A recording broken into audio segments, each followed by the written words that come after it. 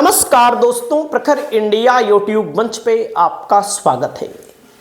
बहुत बड़ी खबर आ चुकी है उत्तर प्रदेश की राजनीति से, समाजवादी पार्टी से। उत्तर प्रदेश में 2027 में विधानसभा का चुनाव है। समाजवादी पार्टी ने 2027 के विधानसभा चुनाव की तैयारी तेज कर दी है। इसके लिए समाजवादी पार्टी के सूत्रों के हवाले से खबर आ रही है कि समाजवादी पार्टी उन नेताओं को अपनी पार्टी में शामिल करने जा रही है, अपने गठबंधन में शामिल करने जा रही है, जो समाजवादी पार्टी के वोटों का बंटवारा कर सकते हैं, समाजवादी पार्टी के वोटों में थोड़ी बहुत सेंध लगा सकते हैं या गलत नैरेटिव पैदा कर सकते हैं। इसके लिए समाजवादी पार्टी में आपको तमाम नेताओं की लिस्ट हम यहाँ पर दिखा रहे हैं। हो सकता है एक आध नेता इसमें से ना आए या उसको अखिलेश यादव ना ले, लेकिन इनमें से बहुत सारे नेता समाजवादी पार्टी के साथ आने वाले हैं। पहला नाम है चंद्रशेखर आजाद का।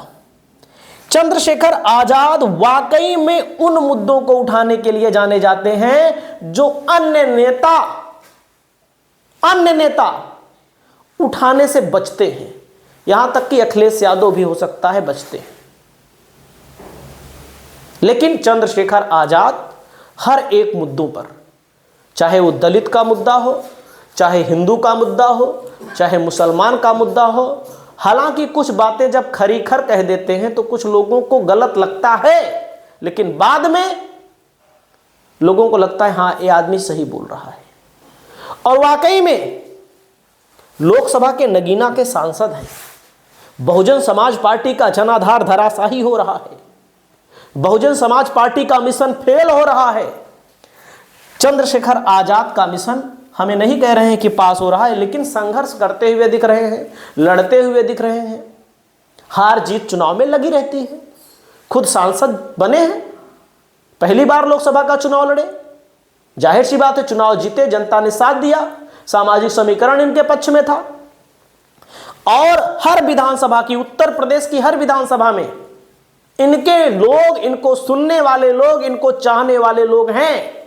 असल बात मामला यह पड़ जाता है दोस्तों कि जैसे जब चुनाव होता है बाईपोलर, एक तरफ सपा है, एक तरफ भाजपा है। दिल्ली में एक तरफ केजरीवाल थे, एक तरफ बीजेपी थी। ऐसे महाराष्ट्र में भी था, ऐसे हरियाणा में भी था। चंद्रशेखर आजाद लड़ते हैं, लोग चाह कर भी वोट नहीं दे पाते। क्यों नहीं दे पाते? क्योंकि लोगों को पता चल जाता है कि कौन पार्टी नंबर 1 पर है, कौन पार्टी नंबर 2 पर है। तो कहते हैं भाई चंद्रशेखर आजाद जब जीत नहीं पाएंगे, जैसे नगीना में जीतने की कंडीशन में थे तो लोगों ने वोट दिया, जब जीतने की कंडीशन में नहीं रहते हैं तो इनका जो वोटर है वो सपा की तरफ चला जाता है या तो बसपा की तरफ चला जाता है। भाजपा की तरफ तो मुश्किल ही है जाना, आप सब जानते हैं, उसमें कहने की कोई बात है नहीं। तो चंद्रशेखर आजाद को समाजवादी पार्टी अपने साथ लाने जा रही है, इसकी सूचना है। अब इन दो नेताओं के बीच में कितनी सीटों पर बात होती है ये तो आने वाला वक्त बताएगा, क्योंकि नेता हैं, लोग बात करेंगे। वैसे इसके पहले भी पहल 2 बार हो चुकी है। 2022 के विधानसभा चुनाव में हो चुकी है, तो अखिलेश यादव शायद 1-2 सीटों को दे रहे थे, तो इनके ऑफर को चंद्रशेखर आजाद ने ठुकरा दिया। 2024 के लोकसभा चुनाव में यह बात हो रही थी, क्योंकि अखिलेश यादव को धोखा मिला है कुछ नेताओं से, जैसे जयंत चौधरी से धोखा मिला है, पियर का चाचा से धोखा मिला है। सपा के वोटों को लेकर अपना विधायक बनाकर बीजेपी के साथ चले गए, खुद मंत्री बन गए, अपने लोगों को मंत्री बना दिया और अखिलेश यादव को दिखा दिया, उल्लू बना दिया। हालांकि जयंत चौधरी इस मामले में ज्यादा कुछ नहीं बोलते हैं, आलोचना उस स्तर की नहीं करते हैं जिस स्तर की पियर का चाचा करते हैं।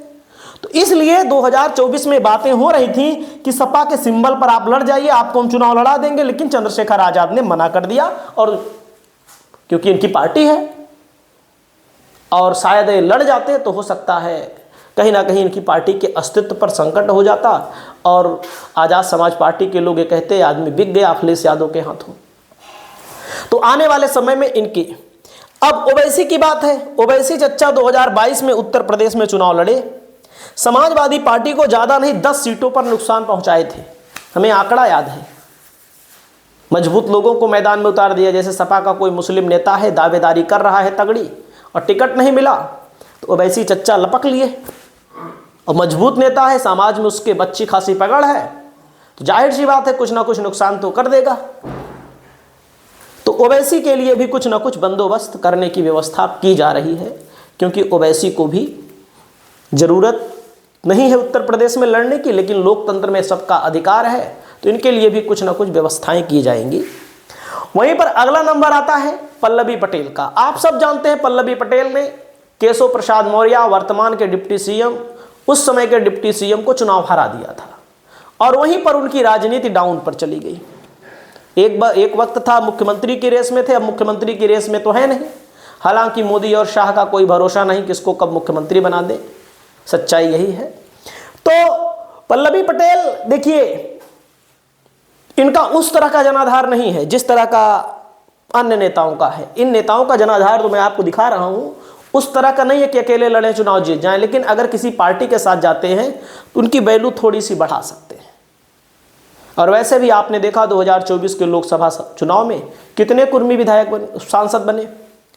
तो कुर्मी जो हैं वो ज़्यादातर बीजेपी के सपोर्टर में है, क्योंकि अनुप्रिया पटेल बीजेपी के साथ हैं। लेकिन जब समाजवादी पार्टी कुर्मियों को टिकट देती है तो 80-90% कुर्मी पलट जाते हैं, क्योंकि उनको एकदम साफ साफ बात है, हर वक्त हर वर्ग का आदमी चाहता है कि भाई हमारा बिरादरी विधायक बने, उससे कुछ नहीं होगा तो कम से कम नाम होगा, कुछ ना कुछ तो कहीं ना कहीं काम देगा, काम नहीं देगा तो अपना बना लेगा, कम से कम अपने रिश्तेदारों को बना देगा, ऐसे लोग की सोच होती है।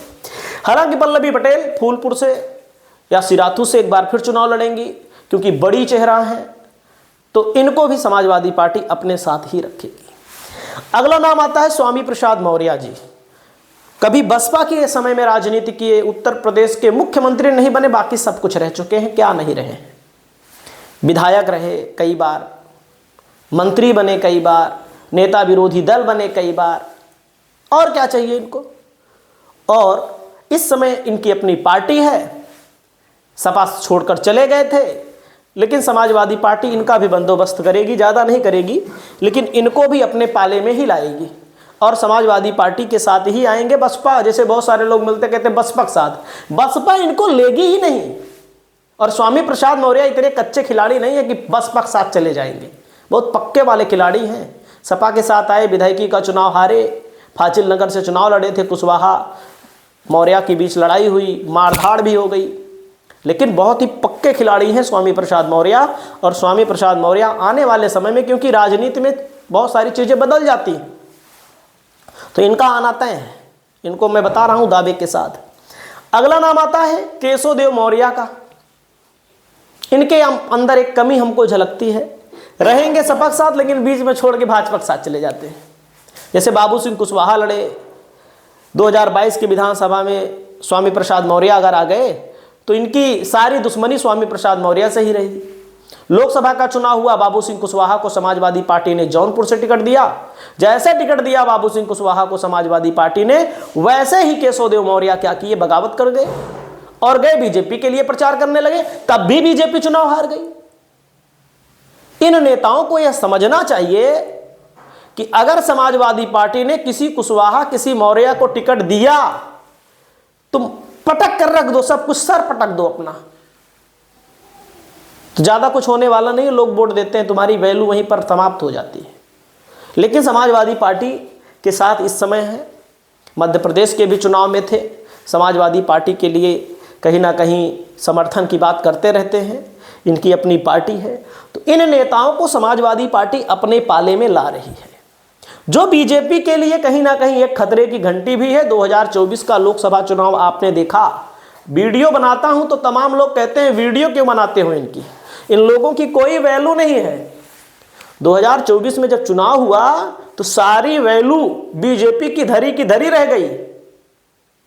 43 सीटों पर इंडिया गठबंधन, 1 सीटों पर आजाद समाज पार्टी, 44 सीटों पर इंडिया गठबंधन प्लस समाजवादी आजाद समाज पार्टी ने चुनाव जीता। एक तरफ 44 सीट ज्यादा है कि एक तरफ बीजेपी की 36 सीट, जिसमें कई सीटें तो ऐसी हैं, मेरठ, बांसगांव, फर्रुखाबाद, फूलपुर और उन्नाव, बरेली, ऐसी तमाम सीटें हैं जहां पर बीजेपी चुनाव अलग तरीके से जीती है, अलग मैनेजमेंट के तरीके से जीती है। एक खुला खजाना है, दुनिया जानती है, और चुनाव आयोग की मिलीभगत से ही कारनामे हो रहे हैं। तो आपकी क्या राय है? आप लोग अपनी राय को बताएं। चैनल पर पहली बार आए हैं तो चैनल को सब्सक्राइब करें। नमस्कार।